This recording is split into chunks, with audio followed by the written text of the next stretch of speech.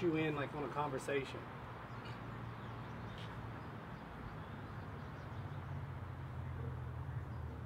Yeah. Well, I was about to say, even, well, I mean, Logan may not let you. Yeah, I was about to say, I mean, Aaron could ask you the questions. It's just because I know how you like to bother me. I made little smart comments. You, Carlos, you know. You do. You do. Like cheap shots. Yeah. I mean,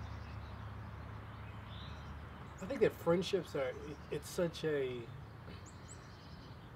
delicate position to be in, especially between a man and a woman who aren't in a very serious relationship. Because in a friendship is all about sacrifice. It's about giving. It's about communication. And when a man and woman, when they're in a friendship, and when that friendship is building, in order for it to really mature, you need a large amount of communication. Well, I don't necessarily believe that love is something you fall into. I really think that love is something that just develops within you. So when you're talking to somebody, you're giving them something that is internal. You're giving them that part of your heart that you don't give to anybody else.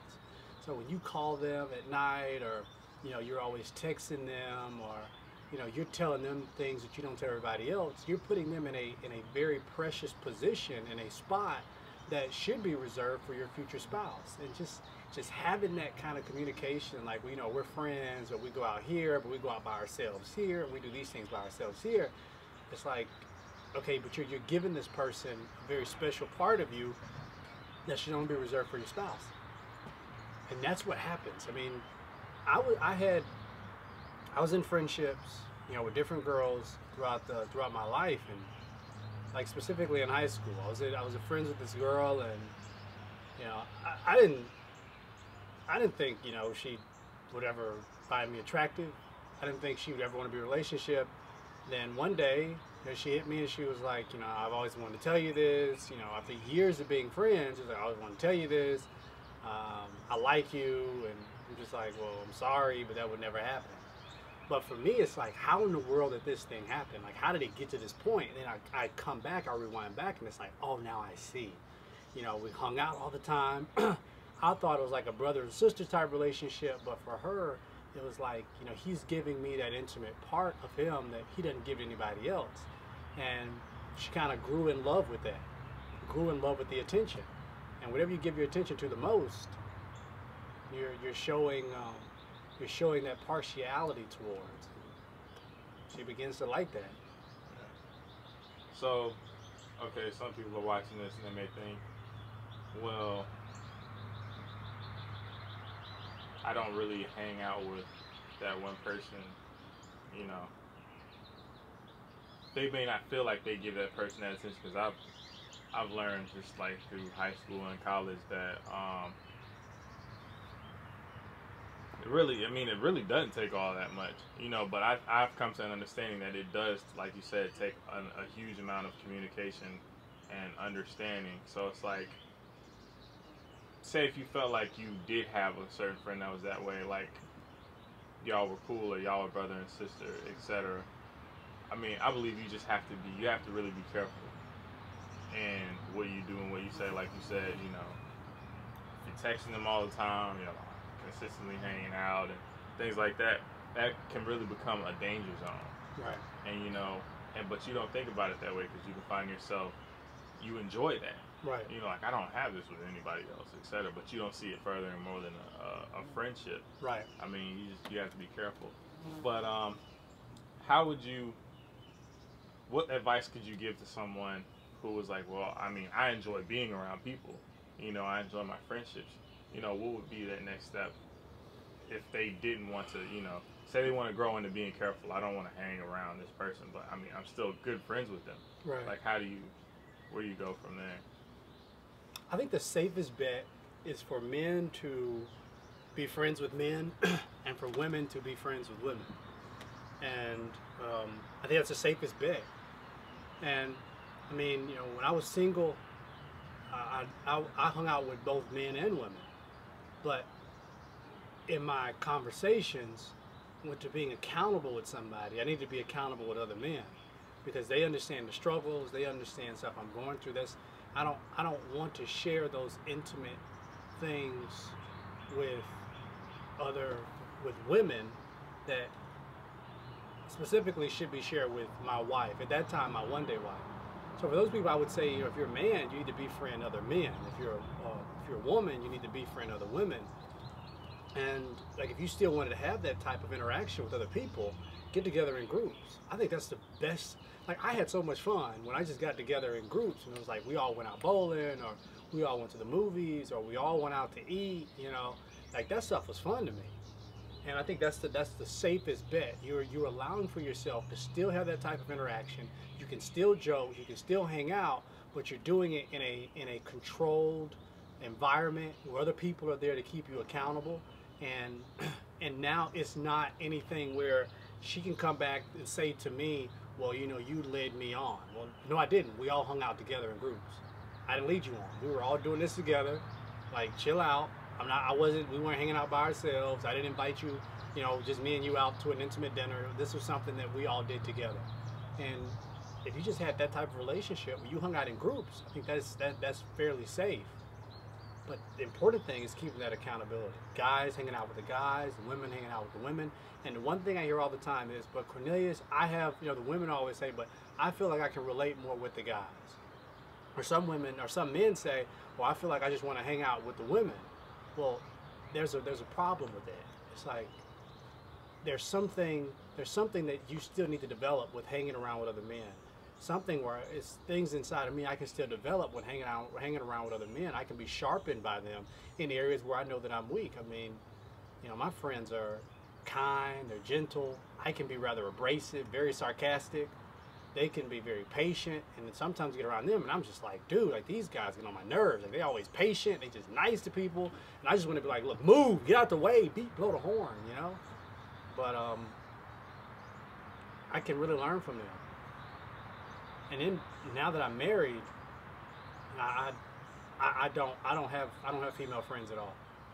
The only females that I will, or the only women that I typically even communicate with or talk to are women that are very close friends with my wife, and I only talk with them when I'm around them. I don't have women's phone numbers in my phone. I don't have to converse with them. There's nothing with them I need to talk about. Just talk to my guys. We just hang out, have fun. And see, I believe that group setting that you were talking about allows, you know, a group of friends, guys and girls, to come together, and a lot of times, you know, sometimes there should be like purposes behind it. I mean, right. Even conversations like we're having, because me and my friends back home in Alabama have had conversations like this. So when you get married, you know, what do you think it's gonna be like?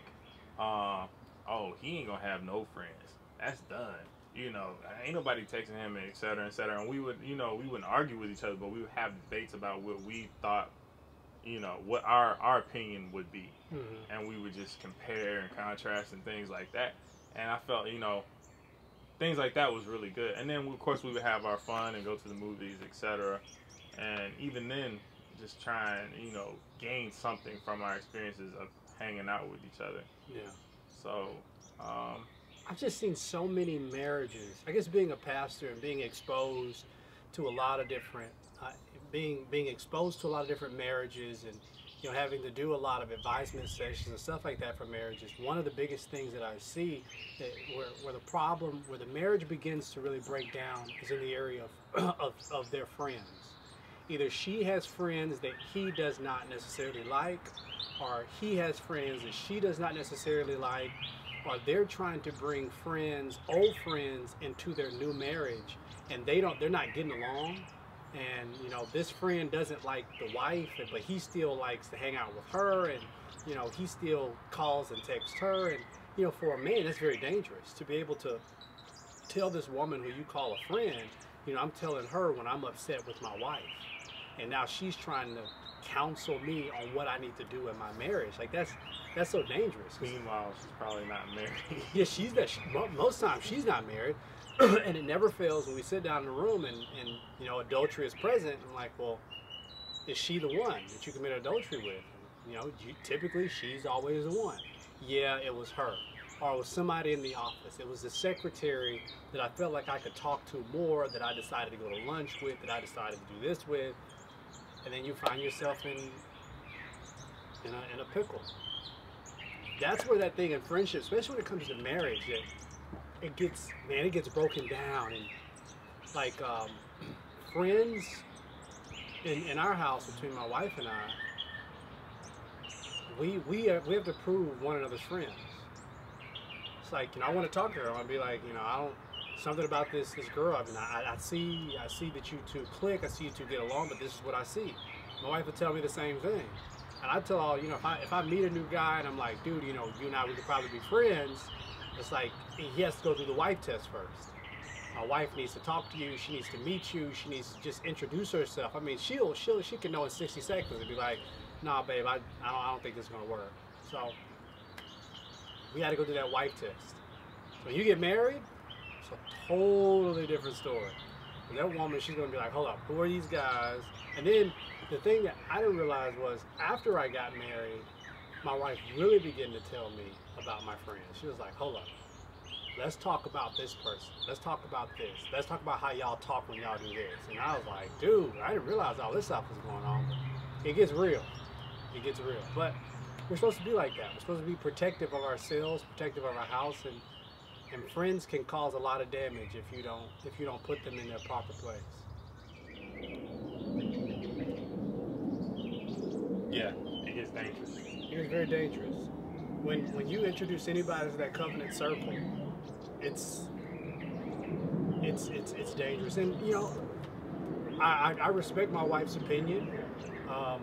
My wife respects mine, but at the same time, I wouldn't. I don't feel comfortable with my wife texting another man.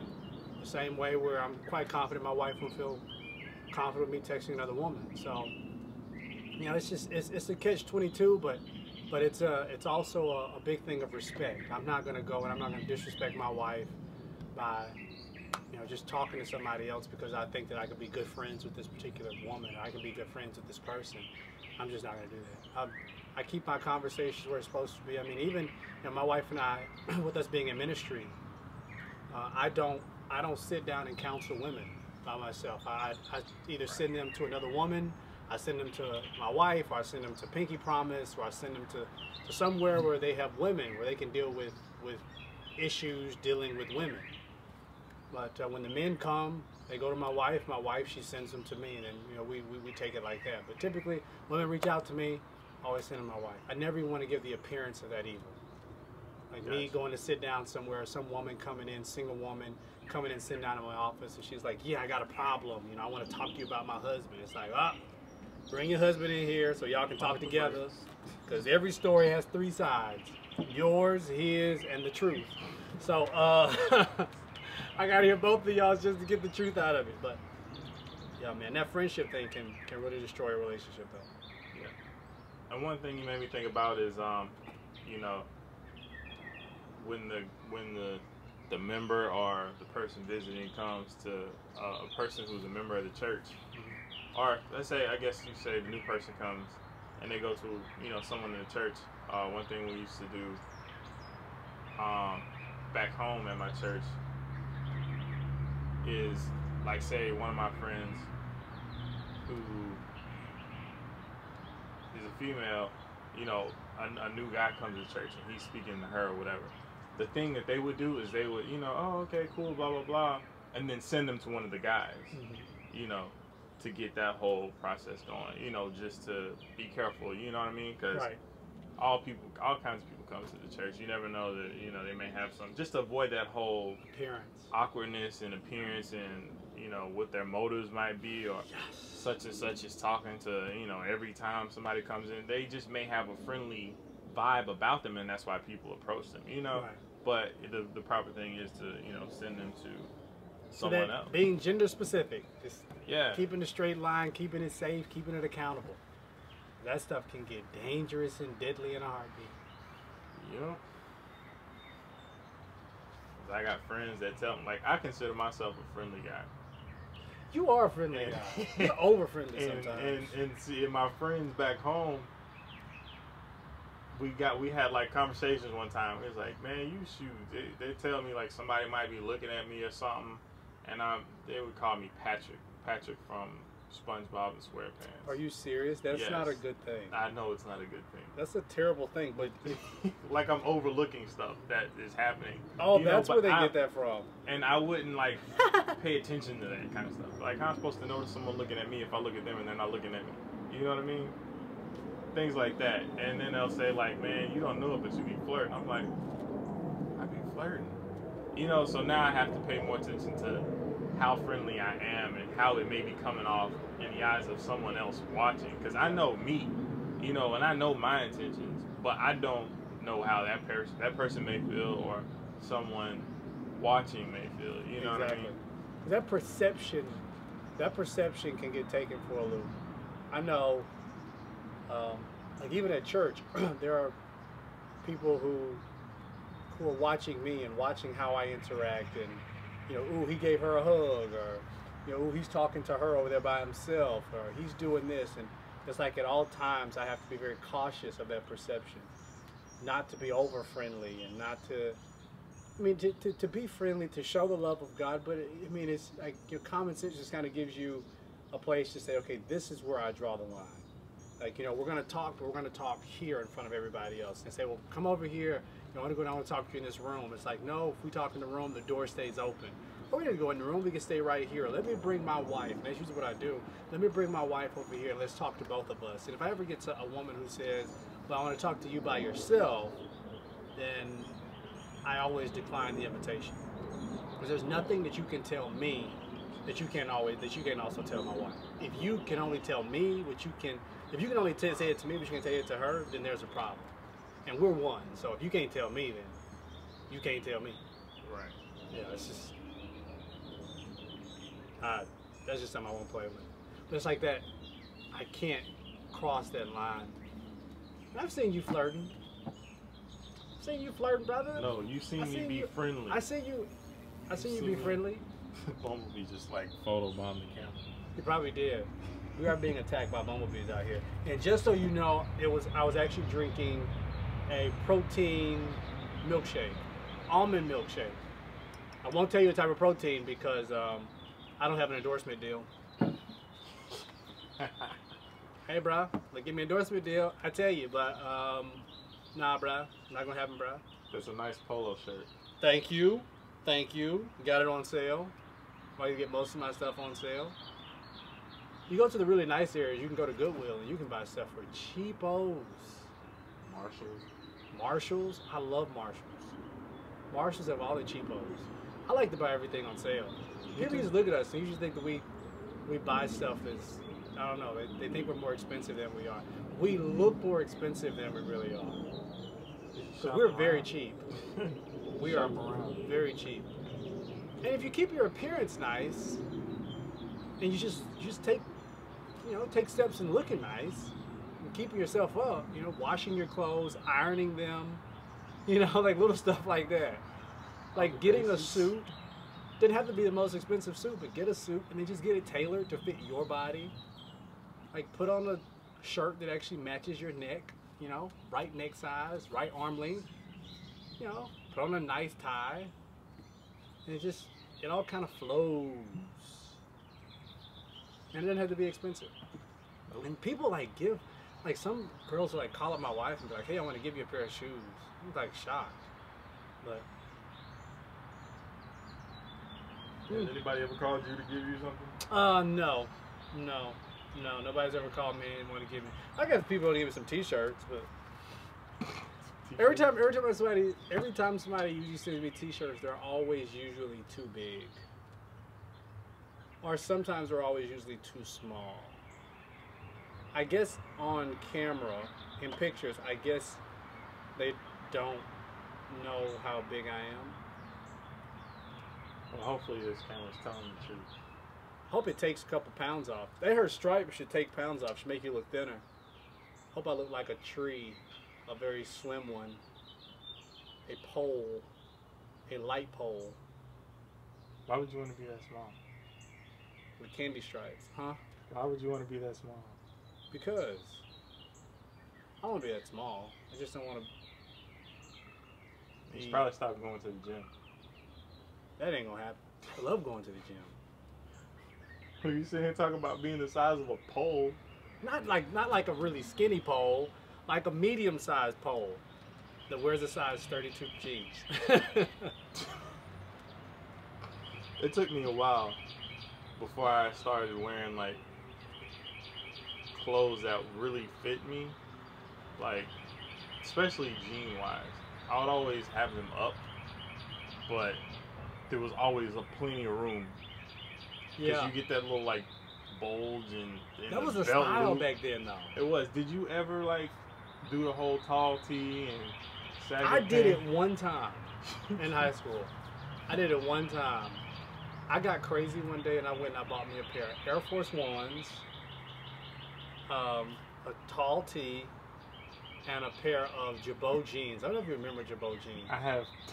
You have pairs of Jabot jeans? 2 pairs. Dude, I had me some Jabot jeans, and these jeans were like huge. And I had on a pair of Air Force Ones, and I had like this long white tee on. And I bought a jersey to go over it. And I wore it to high school one time because I was like, I did it at Christ, just trying to find myself. And I would never forget when I got out of school that day. I went home and I was like, I'm gonna take all this stuff back. And they took the shoes back, they took the jersey back, they took the pants back, but they didn't take the white tee back. I was shocked, but that wasn't me. In high school, I was the guy who wore jeans, had a button-down shirt, tucked in, belt on, and I had on some kind of